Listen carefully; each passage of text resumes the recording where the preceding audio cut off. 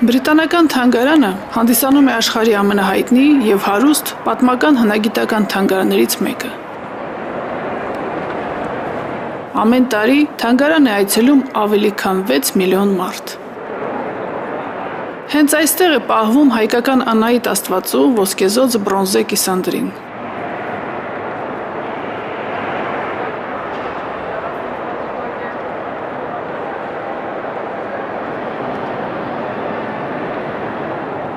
Անահիտին տեսնելն իմ վաղեմի երազանքն էր։ Sorry, hi. Could you help me to find Armenian ancient bronze sculpture of old goddess, 5th century before BC? The Armenian sculpture. Give me 1 second. Anahit.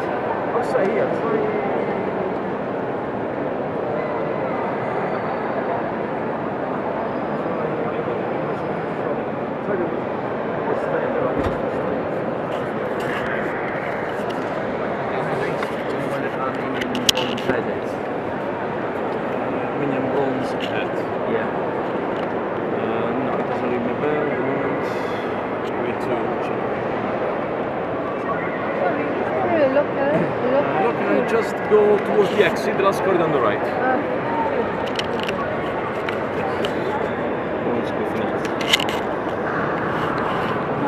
Could you say where can I see it? Yeah, I'm just having a look check for over you. there. Yeah. I just want to help you. Yes, okay. Hi guys. Good afternoon.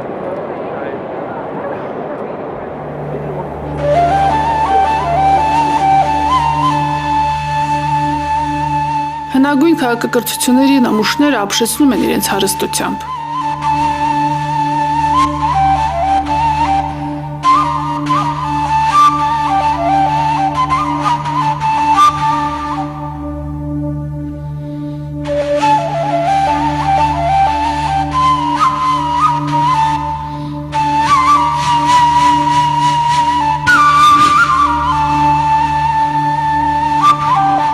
Շումերներ, Բաբելոն, Ասորեստան, Եգիպտոս, Հին Հունաստան, Հռոմ և Թուրքիա։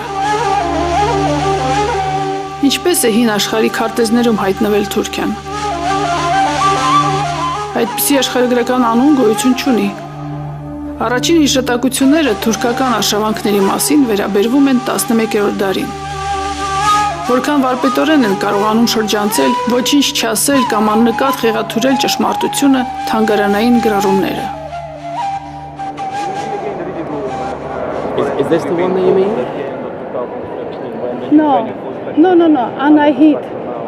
Anahit. It's a head of goddess from bronze. Հին Թուրքիայի սրահը։ Զարմացնում է անվանումը ինքնին։ Ինչպես կարող է քոչվոր ժողովուրդը խոսել իր արմատների մասին այն հողատարածքում, որը զավթել է։ Եթե նույնիսկ գոյություն ունի հին Թուրքիան, ապա այն պետք է փնտրել Ալտայում։ Ավելին, Փոքր Ասիան անվանելով Անատոլիա, որը համեմատաբար նոր տերմին է հանդիսանում, անհասկանալի կերպով մշտապես բաց է թողնվում հայկական լեռնաշխարհը, որը հետևողականորեն անտեսվում է եւ աստիճանաբար անհետանում է աշխարհի քարտեզներից։ Խելոք բառերի հավաքածու, որի նպատակն է անտեղյակ այցելուի գլուխը մտցնել Թուրքիա բառը, որը պետք է ասոցացվի հնագույն բառի հետ։ Իդեպ Ուրարտոն գտնվել է հայկական լեռնաշխարհում, որտեղ եւ եղել է պատմական Հայաստանը։ Վերջապես հնչեց հայկական թագավորություն անվանումը։ Ուրեմն հայեր այն ժամանակ արդեն գոյություն են ունեցել, եւ ոչ թե ցեղերի մակարդակով, այլ թագավորության, որը չի երևում թանգարանի քարտեզներում։ Այստեղ նորից Թուրքիան ներգրվում է պատմության մեջ, ուր առհասարակ չի եղել։ Սկզբում Թուրքիա բառը օգտագործում է որպես աշխարհագրական անվանում, թեպետ այդպիսի գոյություն չի ունեցել, իսկ այնուհետև պետություն, որը թվագրվում է մեր թվարկությունից առաջ 546 թվական, որը նույնպես գոյություն չի ունեցել։ Թեպետ ժամանակակից պատմաբանները համառորեն չեն ցանկանում նկատել Հայաստանը, այնուամենայնիվ նրա գոյության ու նշանակության մասին վկայում են հին քարտեզները։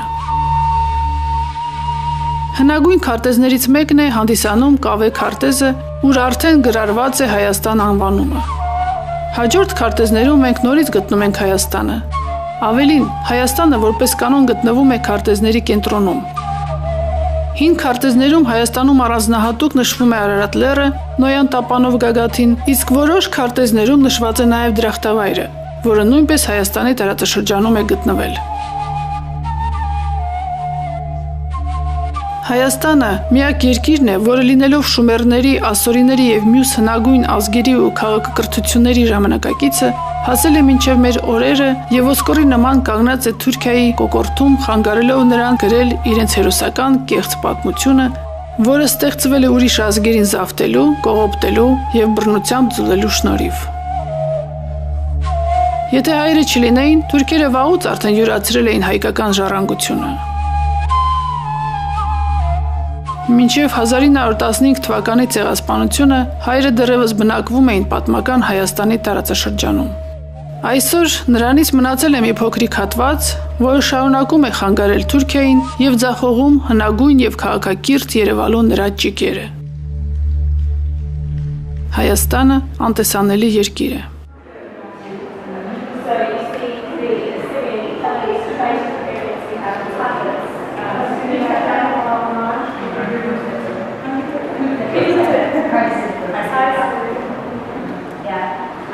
My favourite object in this whole room, my favourite is this letter, the mektup. Because he's complaining to his brother.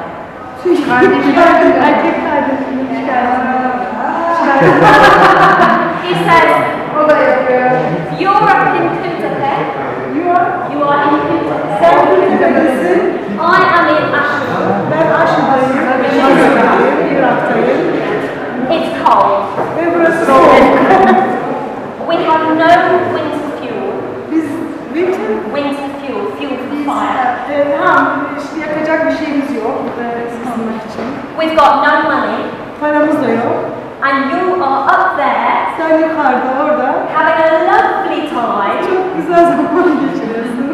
and not sending us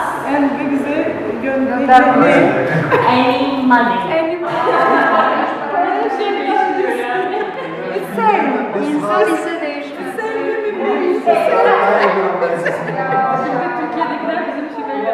And he is so cross.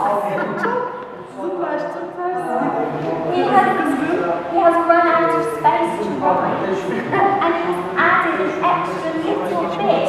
Can you see the tablet?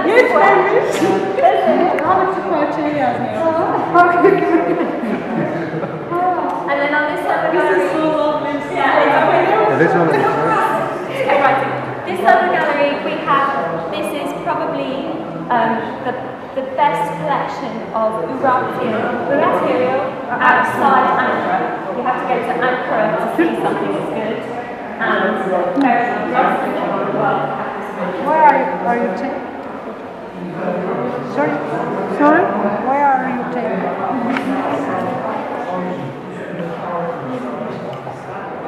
Okay, yeah, I think this is the one you mean. Is this the one? Yes. Yeah, that's in room 22. That is all the permanent galleries. All the way to 17. Okay, but how it's called, this room? It's just room 22. You just yeah. 22? The actual Yeah. apartments going Okay. on. Okay. Thank you. Իրականում Ալեքսանդր Մակեդոնացին չի նվաճել Հայաստանը, նա շրջանցել է այն։ Միգուցե այս սրահում է ապաստան գտել Անահիտը։ Ալեքսանդր Մակեդոնացու սրահը նման է կորցված իրերի սենյակի, որտեղ հայտնվել են անհետացած քաղաքակրթությունների մասնիկները։ Ես վերջապես գտնում եմ հին Աստվածուհի Կիսանդրին, սակայն սա Անահիտը չէ։ Նրա արծաթե աչքերում ես տեսնում եմ բարկություն եւ թաքցված վիրավորանք։ Հավանաբար, ինչպես ես փնտրում եմ Անահիտին, այնպես էլ նա դարերով սպասում է իր կորցրած հավատացյալներին, փնտրելով նրանց յուրաքանչյուր այցելուի մեջ։ Բայց ամեն ինչ փոխվում է եւ ոչինչ չի փոփոխվում։ Այսպիսով, որքան արժե պատմագիտությունը։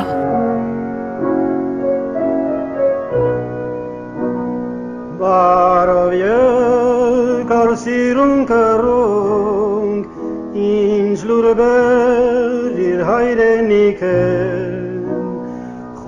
խոսիր ինձ հետ ազատորեն, կյանքս կնվիրեմ ես քեզ, խոսիր ինձ հետ ազատորեն, կյանքս կնվիրեմ ես քեզ։ Տեսար մեր հայրենյաց տունը, գեղեցիկ զարդարված բույնը, նոր ասիրում տանջվում եմ, աչքերից չի գալիս քունը։